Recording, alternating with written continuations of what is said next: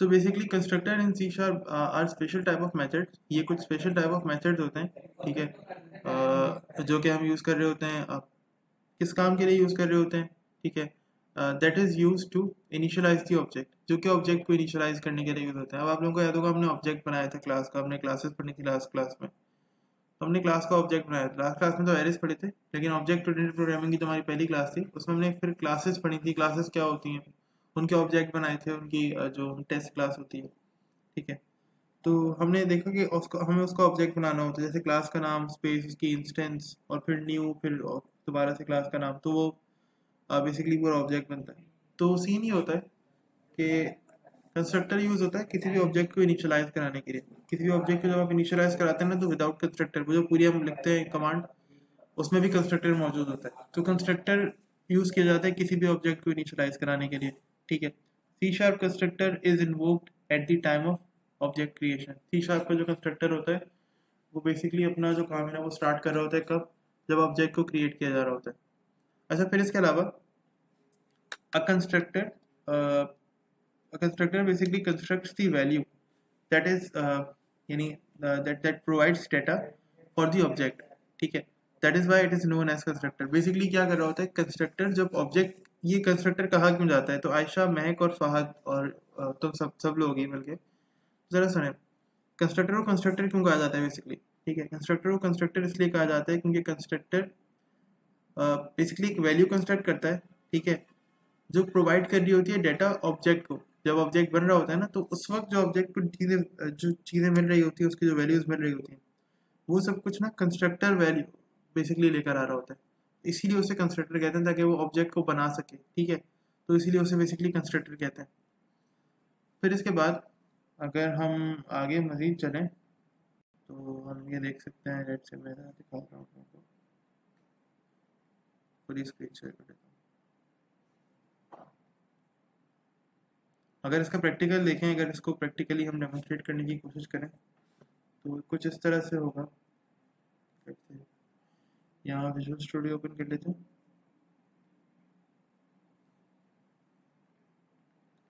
अच्छा, मेरी कोशिश रहेगी कि मैं क्लास का ऑब्जेक्ट भी अभी जो है ना दोबारा से बनाना सिखाऊं। तो आपकी 2 क्लासेस एरे में गई हैं, तो ताकि थोड़ा रिवीजन हो सके।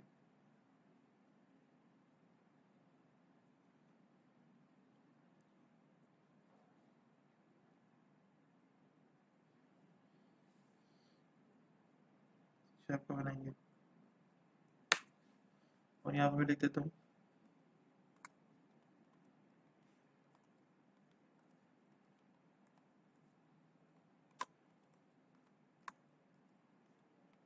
Constructors in C sharp.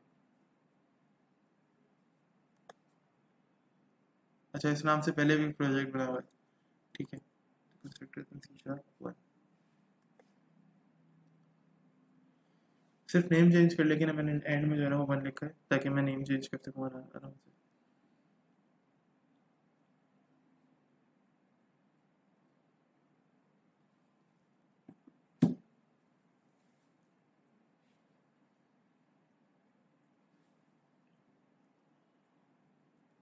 अच्छा जी, तो ये कंस्ट्रक्टर जो है यहाँ पर आ गया हमारे पास,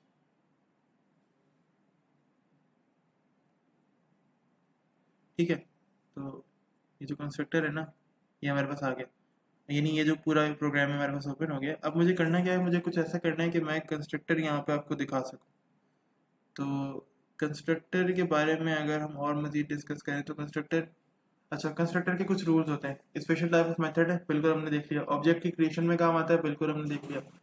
ऑब्जेक्ट को बेसिकली इनिशियलाइज करने में कंस्ट्रक्टर काम आता है, ये भी हमने देख लिया।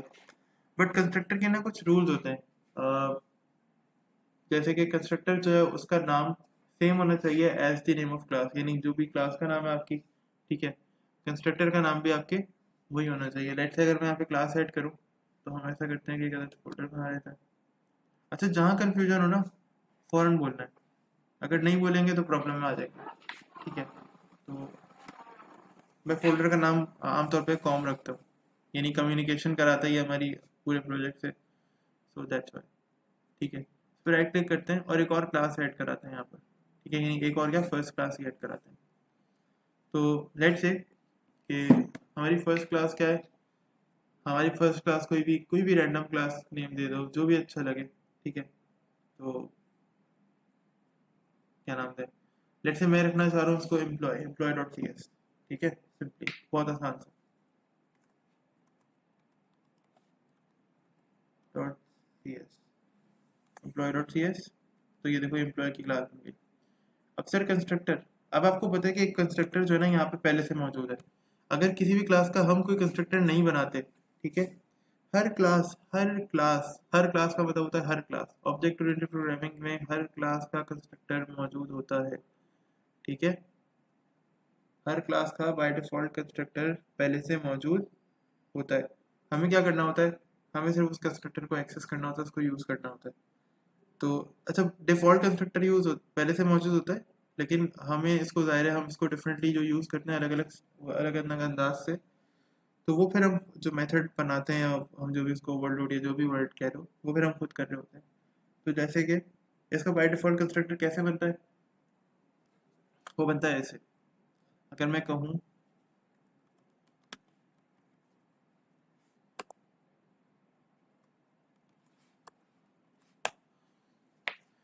तो ये कंस्ट्रक्टर बन गया, ठीक है। यानी ये बाय डिफ़ॉल्ट कंस्ट्रक्टर ना इस प्रोग्राम का पहले से छुपा हुआ था, मैंने इसको अब देख लिया, ठीक है। हर क्लास का कंस्ट्रक्टर जो है ना इस कंडीशन में पहले से मौजूद होता है।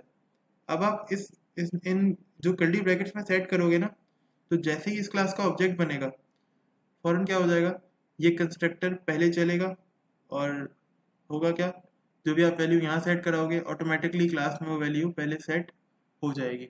जैसे कि अगर हम बात करें, मैं कहूँ यार एम्प्लॉय के अंदर ना मैंने भी इसको हटाना है, फॉर एन एग्जाम्पल मैं इसको हटा देता हूँ, मैं कह देता हूँ यहाँ पर ना मैं पब्लिक और स्ट्रिंग करके, पब्लिक स्ट्रिंग और लेट से मैं कोई नेम दे देता हूँ यूजर का, ठीक है।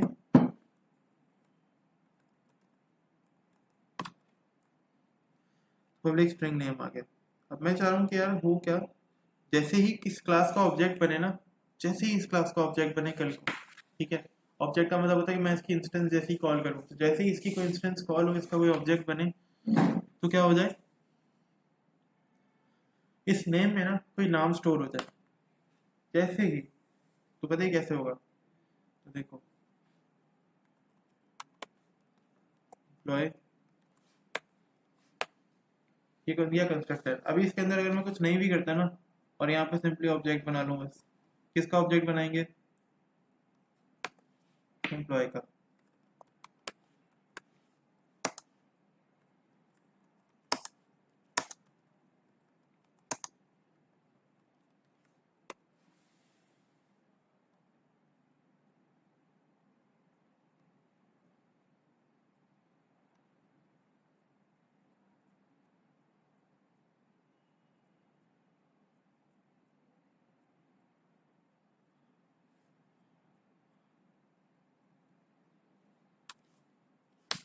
आगे देखो, यहाँ पे देखो कि ये जो एम्प्लॉय है ना, ये ब्लैक कलर का हो रहा है, ये क्लास है, इसको इस कलर का होना चाहिए, यहाँ पे इस कलर की आनी चाहिए वहाँ पे भी, ठीक है। लेकिन ये ब्लैक कलर की है अभी, ये मुझे क्या करना पड़ेगा, जहाँ पे मैंने ये क्लास बनाई हुई है ना, उसको यूज़ करना पड़ेगा। तो नेम स्पेस में यहाँ पर आऊँगा, यूजिंग नेम स्पेस में, जो मैं क्लासेस यूज़ कर रहा होता हूँ यूजिंग के अंदर, ठीक है, अपनी लाइब्रेरीज के अंदर, यूजिंग अपनी एप्लीकेशन का नाम, एप्लीकेशन का नाम कहाँ से लिखेंगे, यहाँ पर अगर आओ ना, तो ये मेरी एप्लीकेशन का नाम है, ये तो मेरी एप्लीकेशन का नाम है कंस्ट्रक्टर्स इन सी शार्प,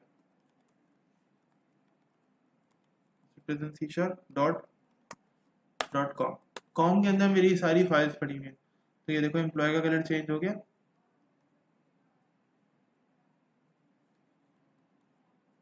ठीक है।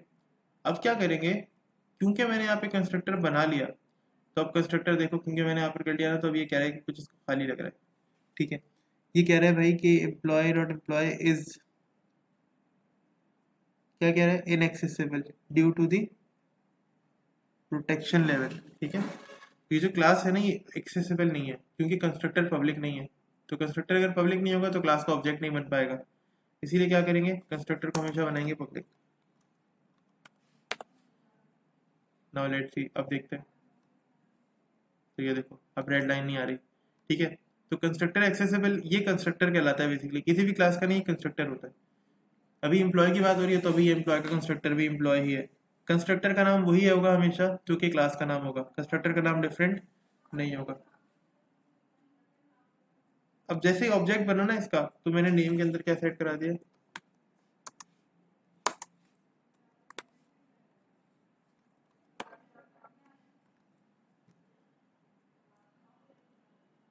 ये देखो। और लेट से मैं यहाँ पे नेम को प्रिंट कराना चाह रहा हूँ, तो जैसे ही ऑब्जेक्ट बना नेम में क्या सेट हुआ, नेम में जाना वो एली सेट हो गया। और अब मैं ई एम पी, तो याद होगा हम लोग का जैसे ऑब्जेक्ट बनाते हैं डॉट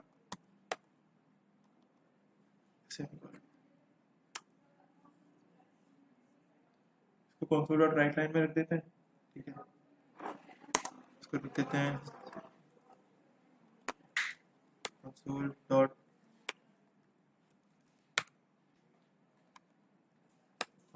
राइट में, ठीक है। और बहुत आसान है, यानी यार कुछ है ही नहीं इसके अंदर लिटरली, ये कंस्ट्रक्टर अवेलेबल ही नहीं है हमारा, इसको ना इसे एग्जीक्यूट कर लेते हैं।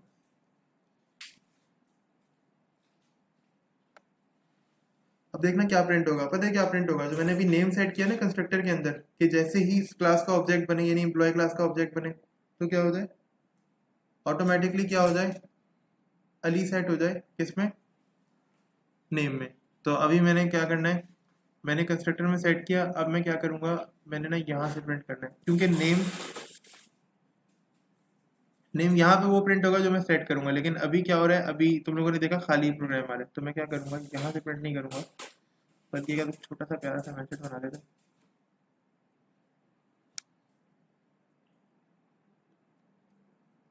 यहाँ पे क्या मेथड मेथड बना लेते हैं, ठीक है। मेथड बनाएंगे पब्लिक, पब्लिक मेथड इसलिए बनाएंगे ताकि हम उस दूसरी क्लास में एक्सेस कर सकें, ठीक है। अगर पब्लिक मेथड नहीं बनाऊंगा ना तो एक्सेस नहीं कर पाऊंगा, अगर प्राइवेट बनाऊंगा तो कम से कम भी इनहेरिट करनी पड़ेगी या मुश्किल होगी, प्रोटेक्टेड बनाऊंगा तो फिर उसके बेसिकली एक्सेस स्पेसिफायर्स होते हैं, तो वो एक्सेस मॉडिफायर्स और एक्सेस स्पेसिफायर्स ना भी टाइम टू टाइम हम देखते रहेंगे। फिलहाल पब्लिक पे काम करेंगे, बिल्कुल नहीं छेड़ेंगे इसको, ऐसे ही रहने देंगे। पब्लिक वॉइड का मतलब होता है कि नो रिटर्न टाइप, ठीक है।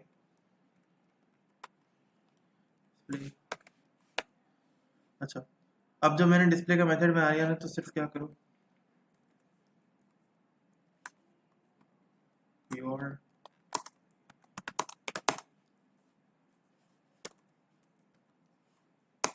डैश,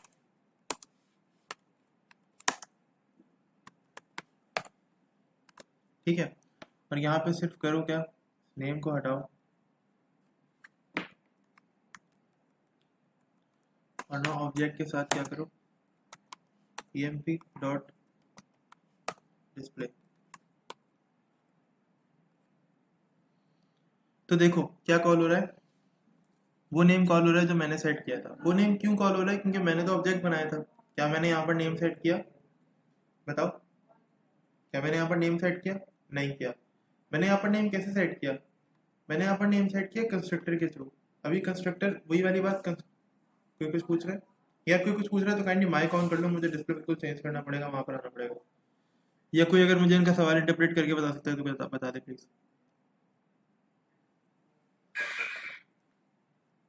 इफ पॉसिबल, खुद ही आना पड़ेगा।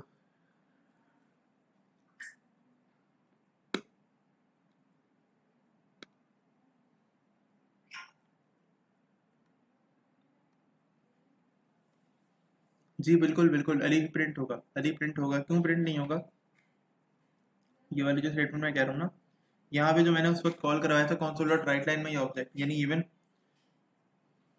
मैं करके दिखा देता हूँ दोबारा से।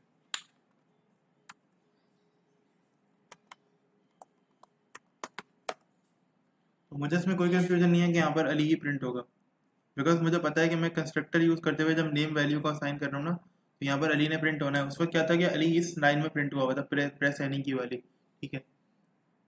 तो वो सेपरेशन जो है ना वो इसमें नहीं थी, तो अब आप लोगों को नज़र नहीं आ रहा होगा मे बी, बट मुझे इतना ज़्यादा ज़ाहिर है, इतना तो टाइम हो गया इसके साथ खेलते हुए कि पता होगा कि ये किस तरह से बात करता है। खैर, तो कंस्ट्रक्टर क्या करता है, कभी भी याद रखें जब भी, यानी समझे, यहाँ पे मैं कोड पर आया, मैंने विजुअल स्टूडियो पे अभी भी ऑब्जेक्ट बनाना शुरू किया। मैंने ऑब्जेक्ट बनाया, सबसे पहले तो ये देखना है कि ये ऑब्जेक्ट किस तरह से बनता है, या कि मैं अगर इसको डिवाइड करूँ पार्ट्स के अंदर तो ये क्या चीज़ होती है। सबसे पहले मैंने जो ये एम्प्लॉय लिखा है ना, ये इस ऑब्जेक्ट की टाइप होती है, ठीक है।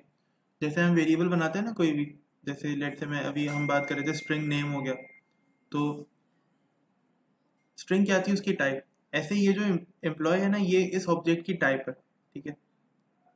फिर इसके अलावा हमने लिखा emp, तो ये वो इंस्टेंस नेम होता है कि जो कि क्लास का यहाँ पे बनता है। ये कह लें कि क्लास का एक रेफरेंस नेम होता है, एक इंस्टेंस नेम होता है जिसके थ्रू मैं यहाँ पे क्लास को एक्सेस करता हूँ, ठीक है।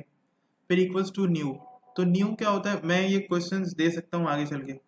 ये न्यू क्या होता है, अब ये न्यू एक ऐसा कीवर्ड होता है जो कि आपको बेसिकली हेल्प करता है कि आपकी ना रैम में आपके लिए जगह, यानी जहाँ पे भी आपका ये प्रोग्राम स्टोर हो रहा है अभी रन टाइम के लिए, ठीक है, आपके लिए जगह बना सके वहाँ पर, ठीक है।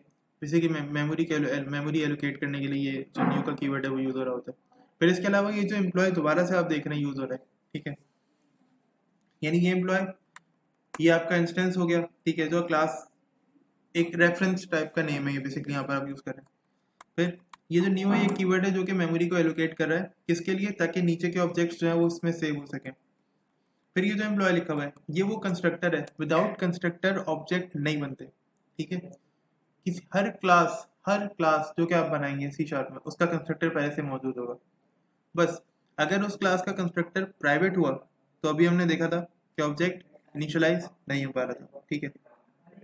तो इस बात को याद रखना, किसी भी क्लास का कंस्ट्रक्टर जब हम नहीं इनिशियलाइज कर पाएंगे तब कब नहीं कर पाएंगे, जब उसका कंस्ट्रक्टर जो है वो प्राइवेट होगा या कोई भी आप प्रोटेक्टेड या कुछ भी कर दो, पब्लिक नहीं होगा तो आप कंस्ट्रक्टर इनिशियलाइज नहीं कर पाओगे, प्रॉब्लम होगी, ठीक है। प्राइवेट होगा तो नहीं कर पाएंगे, प्रोटेक्टेड होगा तो शायद इनहेरिटेंस के थ्रू इनहेरिटेड क्लास के अंदर फिर भी हो जाता है, ठीक है। बट वो थोड़ा सा कॉम्प्लिकेशन की तरफ है, जब हम इनहेरिटेंस करेंगे तो फिर हम करके देख लेंगे, ठीक है। बहरहाल अभी हम कंस्ट्रक्टर को कॉल कर रहे हैं, ये कंस्ट्रक्टर है। कंस्ट्रक्टर क्या होता है, कंस्ट्रक्टर क्लास के नाम के, यदि कंस्ट्रक्टर का नाम सेम एज क्लास का नाम होता है, constructor is a special type of method which is invoked when the object is initialized। Constructor object को इनिशियलाइज करने के लिए यूज किया जाता है, लेकिन ये आता भी तभी है मंजरनामे पर जबकि हम क्या कर रहे होते हैं, ऑब्जेक्ट को बना रहे होते हैं, यानी ये तभी एकदम से निकल कर आता है कि भाई मैं भी तो हूँ, ठीक है, सही है।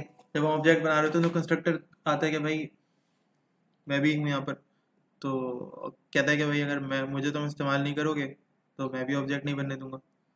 हालांकि इसको यूज़ किया जाता है ऑब्जेक्ट बनाने के लिए, लेकिन इसकी इंपॉर्टेंस इतनी है कि ऐसा नहीं है कि इसके बगैर बन जाए ऑब्जेक्ट, इसके बगैर ऑब्जेक्ट बनता भी नहीं है, तो ये सीन है।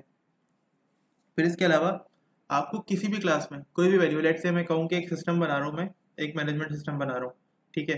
एप्लीकेशन ऐसी होगी कि जैसे ही वो ओपन हो ना तो बाय डिफ़ॉल्ट उसके अंदर जो यूज़र आईडी है वो वन सेट हुई भी हो, यानी इंसर्शन के टाइम पर बाय डिफ़ॉल्ट जो यूज़र आईडी है वो वन सेट हुई भी हो, और यूज़र नेम जो है वो लेट से अननोन सेट हुआ हो, या यूज़र आईडी जो है ना वो 0001, और यूज़र नेम जो है वो 00 या नल सेट हुआ हो, या कोई भी dummy name John Doe set हुआ हो, ठीक है। और कोई भी और वैल्यू है, लेट से स्टूडेंट के नंबर है कोई, ठीक है, तो वो कोई भी डमी नंबर सेट हुए हो। जैसे ही मैं प्रोजेक्ट को स्टार्ट करूँ ना तो ये आता है, तो मैं कंस्ट्रक्टर से ये काम कर सकता हूँ। कंस्ट्रक्टर क्या करेगा, जैसे ही क्लास को इनिशियलाइज कराया जाएगा तो वो क्लास क्या देगी आपको, कंस्ट्रक्टर में आप ये सेट कर सकते हो जैसे ही उस क्लास को इनिशियलाइज कराया जाए। क्लास को इनिशियलाइज करने का मतलब होता है उसका ऑब्जेक्ट बनना, ठीक है। तो ये क्लास इनिशियलाइज यहाँ पर हो गई एम्प्लॉय वाली, इसका मतलब है इसका ऑब्जेक्ट बन गया, ठीक है। तो अब जैसे ही इसका ऑब्जेक्ट बन गया ना, पहली सूरत में अगर मैं इसको प्रिंट करूंगा तो ये क्या देगा मुझे, ठीक है। चलो देखते हैं, डिबग करके देखते हैं,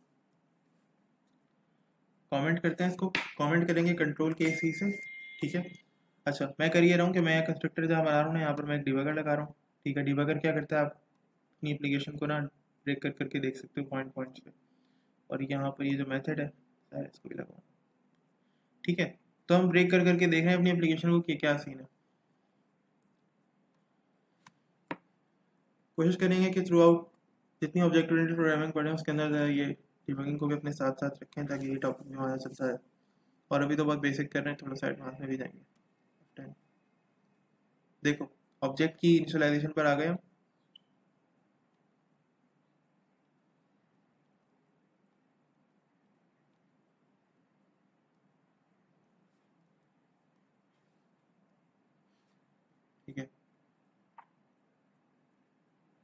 तो हुआ क्या, कंस्ट्रक्टर बना, स्क्रीन पे कुछ प्रिंट नहीं हुआ, लेकिन अगेन अगेन देख लो,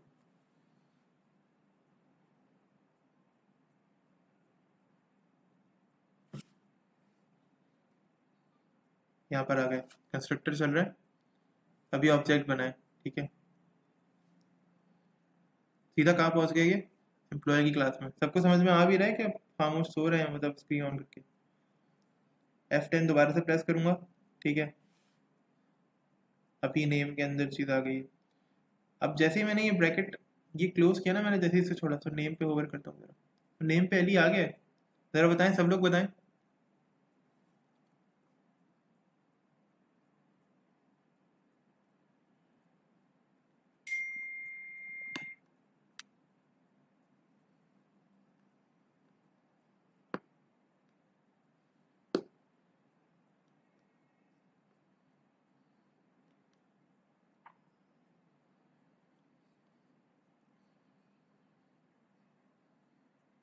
जी भाई बताइए ज़रा।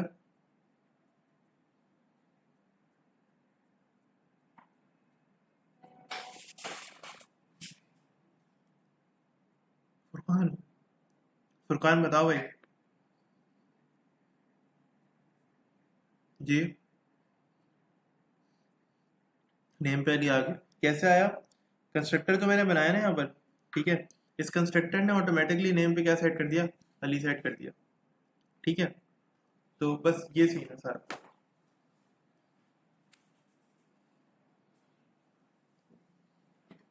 अच्छा ऐसा करते हैं, थोड़ा सा और स्टडी करते हैं, ठीक है।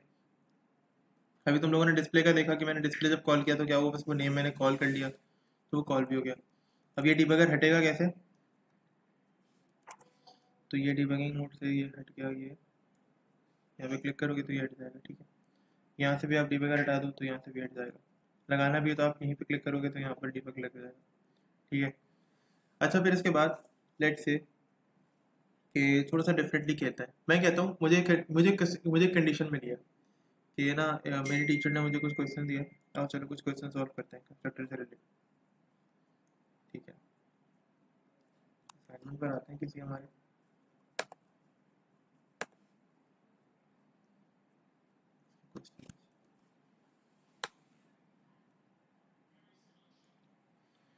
अच्छा इसका ना क्वेश्चन मुझे चाहिए, तो इसका क्वेश्चन मैं देखूंगा।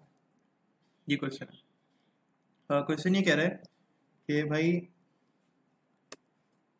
ये ना मुझे मुझे असाइनमेंट मिला था अपनी यूनिवर्सिटी से, तो बहुत बेसिक से क्वेश्चन से स्टार्टिंग में देखते हैं, अगर ये कंस्ट्रक्टर वाले क्वेश्चन जो है ना तो अभी हम करके देखते हैं, ठीक है। अच्छा, तो क्वेश्चन लिखा हुआ है, write a program to print the names of books by creating a book class, ठीक है। देखो क्वेश्चन को समझना और ज़रा ध्यान देना कॉन्सेप्ट के ऊपर। कहा यह जा रहा है कि यार आप एक प्रोग्राम बनाओ जो कि प्रिंट करेगा नेम्स, किसके, बुक्स के। कब प्रिंट करेगा नेम्स बुक्स के, ये जब क्लास का ऑब्जेक्ट जो है ना, जब क्लास का ऑब्जेक्ट क्रिएट किया जा रहा होगा,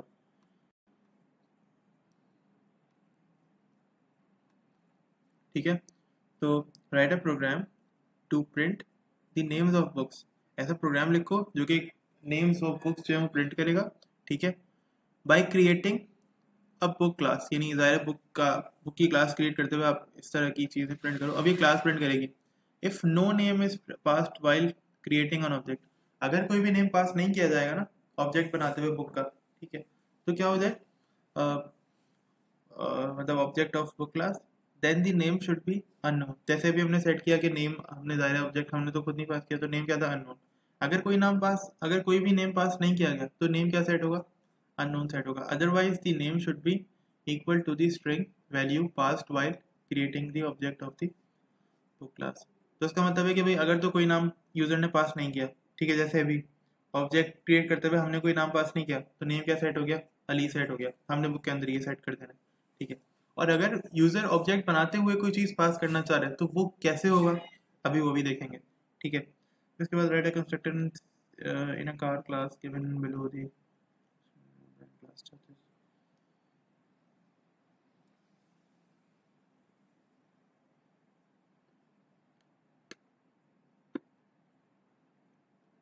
अच्छा सेकंड अभी छोड़ते हैं, सेकंड थोड़ा सा मुश्किल हो जाएगा तुम लोगों के लिए। सेकंड के अंदर थोड़ा सा इनहेरिटेंस की कॉन्सेप्ट हैं, तो भी फिलहाल उसको छोड़ते हैं। जरूरत पड़ेगी आगे तो करके देखेंगे। तो ये क्वेश्चन करके देखते हैं। तो मैं ऐसा करता हूँ, मुझे क्वेश्चन मिला है, उसने कहा एक बुक की क्लास बनाओ, तो मैंने कॉम के अंदर बुक की क्लास बनानी है। सीधा सीधा सिर्फ क्वेश्चन फॉलो कर रहा हूँ, मैं क्वेश्चन को ब्रेक कर करके देख रहा हूँ। उसने कहा बुक की क्लास बनाओ, शाबाश। मैंने कहा भाई ये लो बुक की क्लास बन गई।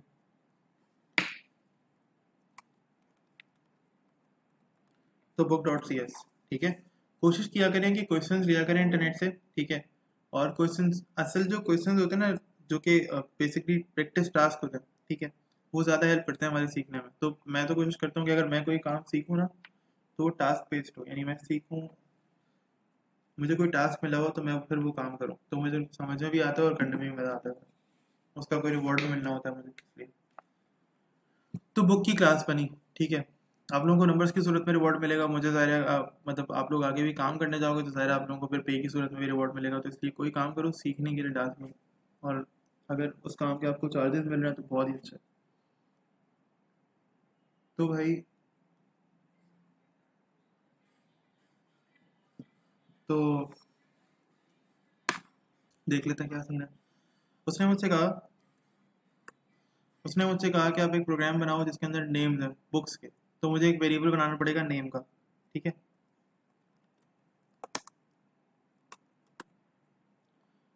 सिंपल है ना, इसका मतलब तो यही था कि भाई एक नेम होगा बुक का। फिर वो कह रहे हैं कि जहाँ मतलब जब क्लास आप क्रिएट करो तो बुक का भी नेम होगा, ठीक है। और आप एक मेथड बनाओ जो कि प्रिंट कर रहा होगा। देखो यहाँ पे लिखा हुआ है write a program to print the name of the book. तो जाहिर है क्लास तो खुद नेम प्रिंट नहीं करेगी ना। अगर मैं क्लास का ऑब्जेक्ट बनाऊंगा तो कंसोल डॉट राइट लाइन एकदम से नहीं चल जाएगा, मुझे कोई मेथड बनाना पड़ेगा जो कि ये काम कर रहा होगा। तो मैं एक मेथड भी बना लेता हूँ यहाँ पे, ठीक है।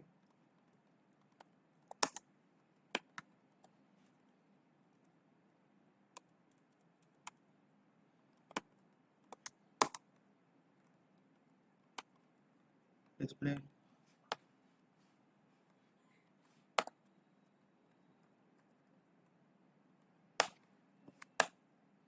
तो ये डिस्प्ले का एक मेथड बन गया। अच्छा, ये सी डब्ल्यू टैप टैप कर रहा हूँ मैं, तो कंसोल डॉट राइट लाइन मुकम्मल तौर पे लिखा हुआ आ रहा है, ठीक है। और यहाँ पे मुझे लिखना है बुक नेम इज,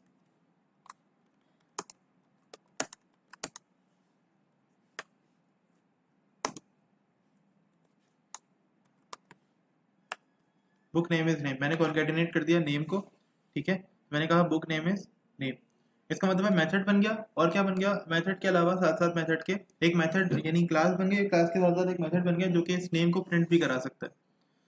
तो अभी एक चलते हैं थोड़ा सा आगे, और आगे हम करेंगे क्या, कंस्ट्रक्टर बनाएंगे, बिल्कुल। तो कंस्ट्रक्टर कैसे बनेगा, कोई मुझे बताएगा कंस्ट्रक्टर का क्या सीन है? कंस्ट्रक्टर जरा मुझे बताएं कोई। उसामा तुम बताओ कंस्ट्रक्टर का नाम किसके नाम पे रखूं मैं?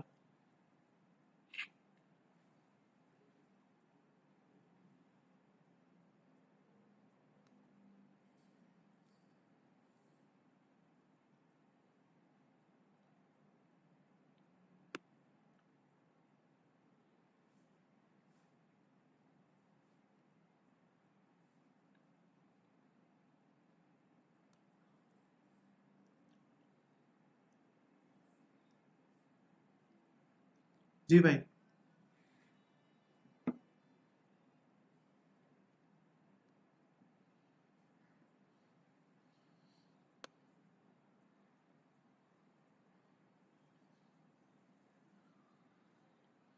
यार जो मुझे आंसर नहीं करेगा ना उसकी अटेंडेंस ही लगाऊंगा मैं।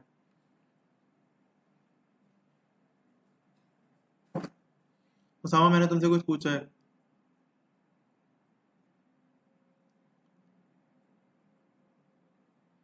अटेंडेंस शीट मेरे साथ ही पड़ी हुई है, मैं लिटरली कह रहा हूँ, तो मेरी आंसर नहीं करेगा मैं उसकी अटेंडेंस मार्क नहीं करूँगा। मैं ये कह रहा हूँ कि कंस्ट्रक्टर किस नाम से बनाऊँ। मैं उसामा से पूछ रहा हूँ, तुमसे नहीं पूछ रहा। तुम अपने पास खामोशी से नोट कर लो, लेकिन अभी मुझे नहीं बताओ। तुम लोग आंसर नहीं करोगे तो मैं अटेंडेंस ही लगाऊंगा। तुम ये उसामा को भी बता दो, पता नहीं वो शायद माइक लगा, वो उसके सो गया है शायद, मुझे लग रहा है।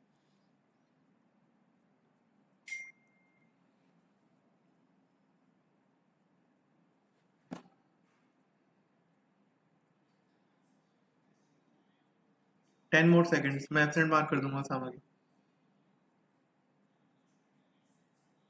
5 4 3 2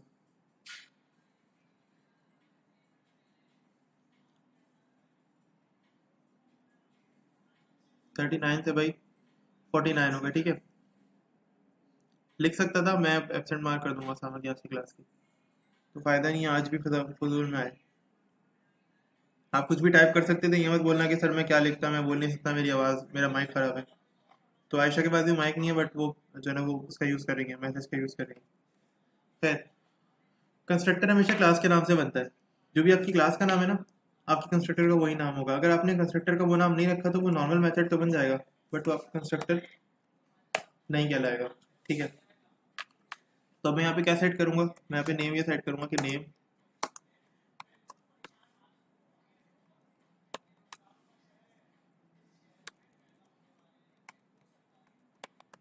अननोन, ठीक है। ये हमने अननोन सेट किया। अब मुझे ऑब्जेक्ट बनाना है इस क्लास का, तो ये क्लास मेरी यहाँ पर है। अच्छा, इस पहले वाले ऑब्जेक्ट को ना मैं कमेंट कर देता हूँ यहाँ पे, तो कमेंट कर लेते हैं।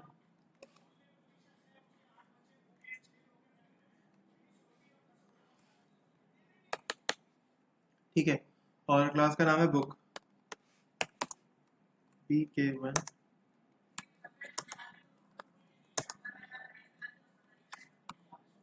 ऑब्जेक्ट बन गया।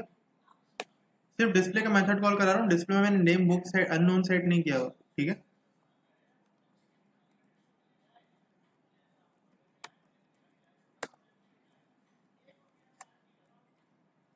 ठीक है, कंट्रोल F5, देखते हैं कि नेम क्या आता है। Let's see.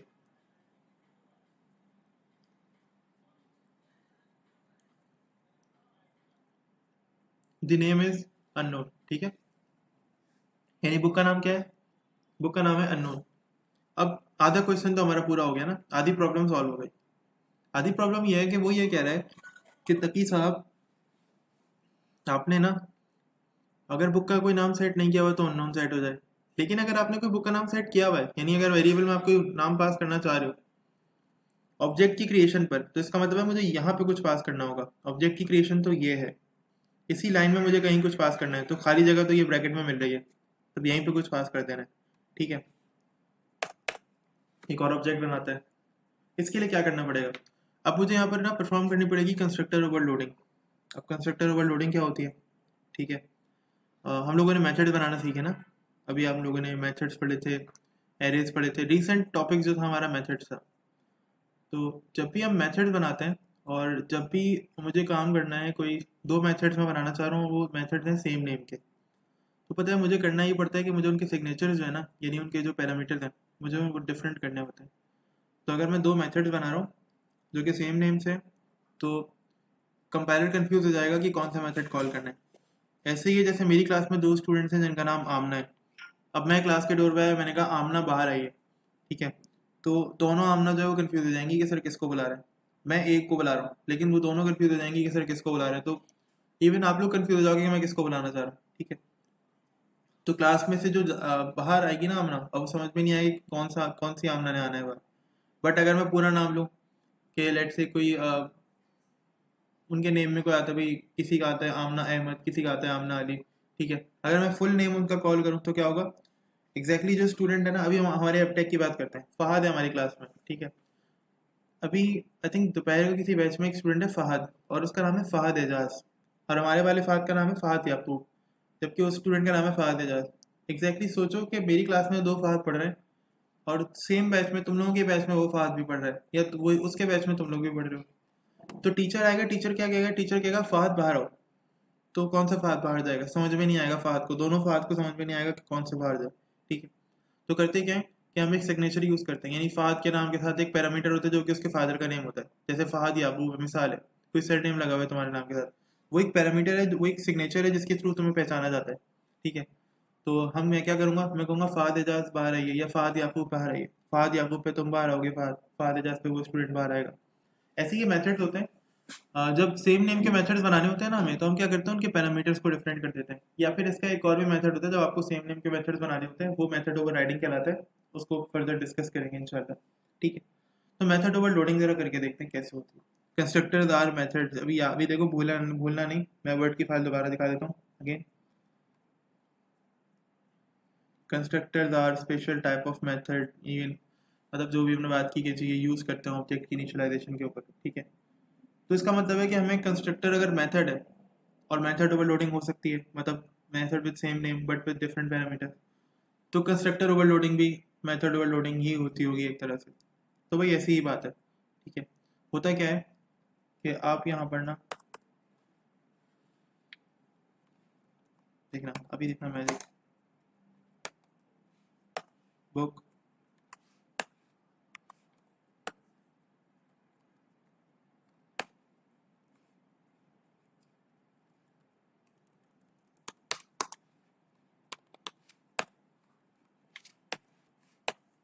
ये बुक बन गई। अब सेम नेम से जो ना एरर आ रहा है, ये देखो पब्लिक बुक, पब्लिक बुक, जरा देखो यहाँ पे लिखा हुआ है टाइप बुक ऑलरेडी डिफाइंड, ठीक है। तो इसका मतलब है कि बुक जो है ना वो ऑलरेडी डिफाइंड है यहाँ पर, तो हम इसको ज़रा सा डिफरेंट करेंगे। अब मैं यहाँ पे क्या करता हूँ, स्ट्रिंग पास करता हूँ। ये पैरामीटर नॉर्मल मेथड्स के अंदर हम पढ़ चुके हैं, पैरामीटर्स कहलाते हैं, सिग्नेचर्स भी कहलाते हैं, ठीक है। तो यहाँ पे पैरामीटर पास करता हूँ और मैं कहता हूँ लेट से, और जी यानी गेट नेम को मैं जी नेम कर रहा हूँ, ठीक है। और मैं क्या कर रहा हूँ, नेम इक्वल्स टू, जो भी यूज़र इस जी नेम में पास करेगा ना वो यहाँ पर आ जाएगा, और जो यहाँ आ जाएगा वो क्या करेगा, लेफ्ट साइड पर उठकर नेम में चला जाएगा। तो इसका मतलब है नेम जो होगा बुक का वो क्या हो जाएगा, वही जो मैं कंस्ट्रक्टर के थ्रू यहाँ पे कॉल करूँगा। अब कंस्ट्रक्टर में नेम पास कैसे करूँगा, तो किसी भी मेथड को कॉल करते हुए जब उसका आर्ग्यूमेंट वो पैरामीटराइज मेथड होता है, तो आर्ग्यूमेंट हम यहाँ इसके स्मॉल ब्रैकेट्स में पास करते हैं। तो यहाँ भी ऑब्जेक्ट क्रिएट करते हुए यही करेंगे, ये भी कोई खास थोड़ी हमारे लिए, ठीक है। टू इक्वल्स टू, अभी देखना एक इशू है, ये तो ठीक है, लेकिन अगर मैं यहाँ पे कुछ पास भी करूँगा ना वैल्यू, तो भी यहाँ पे कोई एरर नहीं आएगा। लेट्स से मैंने कहा सी शार्प,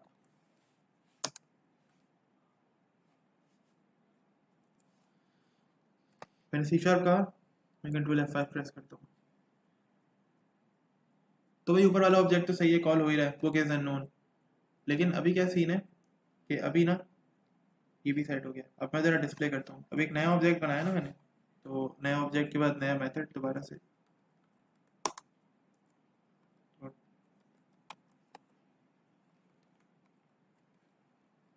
लेट्स सी। तो देखो अभी क्या नेम सेट हुआ,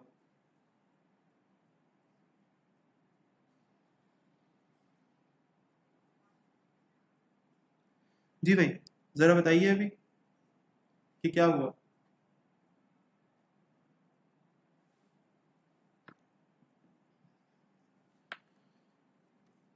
अब क्या हुआ, जैसे ही मैंने ऑब्जेक्ट इनिशियलाइज किया ना, तो ऑटोमेटिकली सी शार्प की जो बुक थी ना वो किस में चली गई, जाके नेम में सेव हो गई, ठीक है। आप इसे भी ब्रेक करके देखोगे तो बिल्कुल वैसे ही ब्रेक करोगे कि यहाँ कंस्ट्रक्टर जब बन रहे हैं, ऑब्जेक्ट बन रहे हैं, वहाँ यहाँ पे आप डिबगर लगाओ, ठीक है। फिर आप जो इसका कंस्ट्रक्टर है पैरामीटराइज कंस्ट्रक्टर, अब ये कंस्ट्रक्टर पैरामीटराइज कंस्ट्रक्टर कहलाता है, ठीक है। मैंने यहाँ पे दो काम किए, मैंने एक पैरामीटराइज कंस्ट्रक्टर बनाया और मैंने यहाँ पर मेथड ओवरलोडिंग भी परफॉर्म की, ठीक है। मेथड ओवरलोडिंग क्या होती है, मेथड ओवरलोडिंग ये होती है कि जब आप एक नाम से सेम नेम से दो मेथड्स बनाओ बट उनको डिफ्रेंशिएट करने के लिए या उनके सिग्नेचर्स हैं वो डिफरेंट कर दो, ठीक है। तो क्या होगा, वो जो आपका वो जो पूरा काम होगा ना, जो आपकी वो जो इतनी सारी मेहनत है, उसे मेथड ओवरलोडिंग कहते हैं, ठीक है। और कंस्ट्रक्टर्स क्या होते हैं, constructors are made up of same name, यानी लाइक देयर क्लास, ठीक है। जो भी क्लास का नाम होगा एग्जैक्टली सेम कंस्ट्रक्टर का नाम होगा। कंस्ट्रक्टर की कोई रिटर्न टाइप नहीं होती, कंस्ट्रक्टर हमेशा पब्लिक होता है, लिख लो ये, कंस्ट्रक्टर हमेशा पब्लिक होता है, कंस्ट्रक्टर को प्राइवेट नहीं किया जा सकता। अगर कंस्ट्रक्टर को प्राइवेट किया जाएगा तो क्लास का ऑब्जेक्ट इनिशियलाइज नहीं हो पाएगा। फिर इसके अलावा कंस्ट्रक्टर को प्राइवेट नहीं कर सकते, कंस्ट्रक्टर को पब्लिक करना पड़ता है, उसका नेम क्लास के नेम से सेम होना चाहिए। फिर इसके अलावा एक और बात कि कंस्ट्रक्टर को ओवरलोड किया जा सकता है, यानी ओवरलोड का मतलब क्या होता है कि कंस्ट्रक्टर वही सेम नेम से बनता रहता है, क्लास जो क्लास का नाम था वही दोबारा कंस्ट्रक्टर बनाते रहे। लेकिन होता क्या है कि आपकी जो, अगर अगेन रिवाइज कराऊँ, तो आपके जो आर्ग्यूमेंट्स होते हैं ना, पैरामीटर्स जो होते हैं जिन्हें सिग्नेचर्स भी कहते हैं, वो आपने चेंज करने होते हैं। तो वो कंस्ट्रक्टर ओवरलोडिंग कहलाती है। ठीक है, तो फिलहाल ऐसा करते हैं, यहीं तक रखते हैं। मैं बहुत ज़्यादा नहीं करना चाह रहा, कहीं ऐसा ना हो कि वो जो हमारा गोल है वो फुल हो जाए और फिर वो जो सी शार्प है इधर उधर गिरने लगे, तो इसलिए ठीक है, यहीं तक रखते हैं फिलहाल। कोई क्वेश्चन है तो भाई मुझसे पूछ सकते हैं, बैठा हूँ मैं यहीं पे।